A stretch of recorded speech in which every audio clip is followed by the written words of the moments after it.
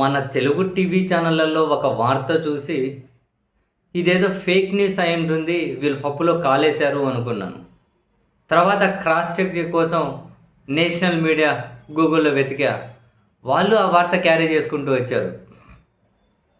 అప్పటికే నేను నమ్మక అఫీషియల్‌గా అమెరికన్ ట్విట్టర్ హ్యాండిల్‌కెళ్ళి American treasury secretary Scott Bessent అని ఉంటాడు. తన ట్విట్టర్ హ్యాండిల్ దగ్గరికెళ్ళి చూశాను. కానీ ఈ 2 వార్తలు నిజం. స్టన్ అయిపోయా. ఆశ్చర్యపోయా. ఇప్పటికీ నమ్మశక్యంగా లేదు. అసలు ఈ సెకండ్ ఇట్లా గిచ్చుకుంటూ ఇలా ఇలా ఇలా పట్టుకొని ఇట్లా గిచ్చుకుంటున్నా కూడా ఇది నిజమని చెప్పి నమ్మలేకున్నా. సీరియస్లీ. ఎందుకని? ఫస్టు ట్రెజరీ సెక్రటరీ అమెరికా వాళ్ళు చేసిన ట్వీట్ చూడు. The Treasury Department of America is issuing a temporary 30-day waiver to allow Indian refiners to purchase Russian oil. This deliberately short-term measures will not provide significant financial benefit to the Russian government, as it only authorizes transactions involving oil already stranded at sea.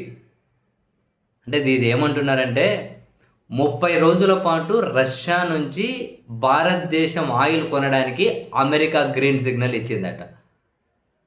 నాకు ఒక్కసారిగా అర్థం కాలే. మన TV channel వాళ్ళు good news, good news, భారత్కు good news, America ఉపశమనం కలిగించింది, భారత్కు గుడ్ న్యూస్ అంటే ఏం గుడ్ న్యూసా అని చెప్పి వింటే, రష్యా నుంచి భారత్ చమురు కొనడం కోసం అమెరికా గ్రీన్ సిగ్నల్, భారత్కి గుడ్ న్యూస్, రష్యా నుంచి చమురు కొనడం కోసం భారత్కి అమెరికా గ్రీన్ సిగ్నల్ అంటున్నారు. సిగ్గు, శరం, లజ్జం, మానం ఏమైనా ఉందా ఈ వార్తలు చదివే వాళ్ళకు? సిగ్గు, శరం, లజ్జ, మానం ఏదైనా ఉందా? నేను ఆశ్చర్యపోయా. భారత్ రష్యా నుంచి చమురు కొనేకి అమెరికా గ్రీన్ సిగ్నల్ ఇచ్చిందట. 30 రోజులు మాత్రమేనట. Condition number 1. కండిషన్ నెంబర్ 2, అయితే ఈ యుద్ధం ద్వారా సముద్రంలో చాలా ఇరకపోయినాయి కదా నౌకలన్నీ. అట్లా రష్యా చమురు, ముడి చమురు నౌకలు కూడా ఇరక్కపోయినాయి కదా. ఆ ఇరక్కపోయిన నౌకల దగ్గర నుంచి మాత్రమే భారత్ కొనాలట. మళ్ళీ అమెరికా పెట్టిన condition, oil already standard at see, అంటే ఎక్కడైతే ఇరక్కపోయిందో, అంటే ఎక్కడైతే అక్కడ ఉన్నాయో దాని నుంచే కొనాలి. మళ్ళీ రష్యా నుంచి కొనకూడదు. రష్యా ముడి చమురు సముద్రంలో నౌకలు ఇరక్కపోయి ఉంటే దాని నుంచి మనం కొనకొచ్చుకోవాలి. నెల రోజులు ఉపశమనం కల్పించారట. మన భాషలో మాట్లాడుకుంటే కాసేపు వెరీ న్యాచురల్ అని ఒక నార్మల్ భాషలో అసలు వాడేవుడు? మనం ఎవడి దగ్గర చమురు కొనడానికి నిర్ణయించేది వాడేవుడు? రేపు మనం ఏం సొక్క వేసుకోవాలి వాడు నిర్ణయిస్తాడు, ఏం డ్రాయర్ వేసుకోవాలో వాడే నిర్ణయిస్తాడా, ఏం తిండి తినాలో కూడా వాడే నిర్ణయిస్తాడా, ఏం పంట పెట్టాలి, ఏ నీళ్ళు తాగాలి అన్నీ అమెరికా వాడు నిర్ణయిస్తాడా? భారతదేశాన్ని అమెరికాకు సామంత రాజ్యంగా ఎప్పుడు మార్చారు? అమెరికాకు భారతదేశాన్ని ఎప్పుడు మార్చారు సామంత రాజ్యంగా? ఇంత బలహీన నాయకత్వం దేశంలో ఎందుకు?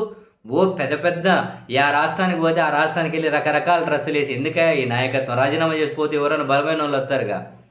ఏదో దేశంలో ఉన్న వాళ్ళని బెదిరించడం కోసం, ఈ ఏమంటారు వ్యవస్థల మెడల్లో తాళ్ళు వదిలేసి పోపు అని చెప్పి వాళ్ళ మీద ఎగదూకడం కోసం, ఇక్కడ జనాల మధ్య ఐక్యత చేయడం, మత రాజకీయాలు, దేవుడి రాజకీయాలు చేయడం కోసం అయితే పెద్ద పెద్ద డైలాగులు చెబుతారు. దేనికి ఇంత బలహీన నాయకత్వం దేశానికి? ఎవడికి చైతన్యం లేదులే, పెద్దగా ఏం చేసినా కనుక పడుంటారు. మనం మతమో ఇంకేదో కొన్ని మతాల మీద ద్వేషం వెదజల్లితే సరిపోతుందని చెప్పి నాశనం చేస్తున్నారు కదా. దేశ సార్వభౌమత్వం దేనికి ఇప్పుడు? అసలు సావరెన్ కంట్రీ అనేది దేనికోసం? అసలు నేను ఇప్పటికీ నమ్మలేకున్నా. American treasury official Twitter handle ఇది నేను చదివింది. పండగ చేసుకోవాలంట భారత్ రష్యా నుంచి 30 రోజులు.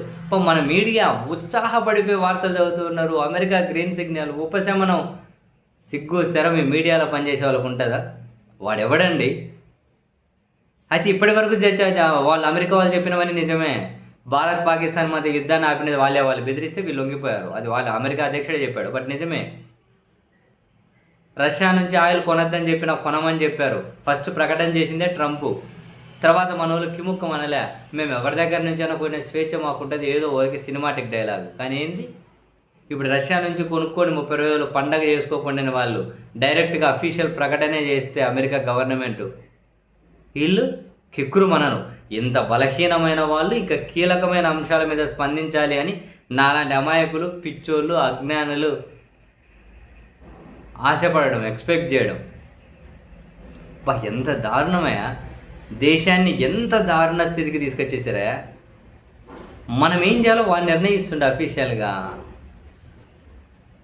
బాబోయ్! అనేబుల్ టు డైజెస్ట్ నిజమా? ఇంత దారుణంగా ఉందా దేశ నాయకత్వం? దేన్ని చూసి భయపడుతున్నారు? దేన్ని చూసి భయపడుతున్నారు? అమెరికా క్షిపణులను చూసా? యుద్ధ విమానాలను చూసా? లేకుంటే కనిపించని రహస్యాలు ఏమన్నా ఉన్నాయా?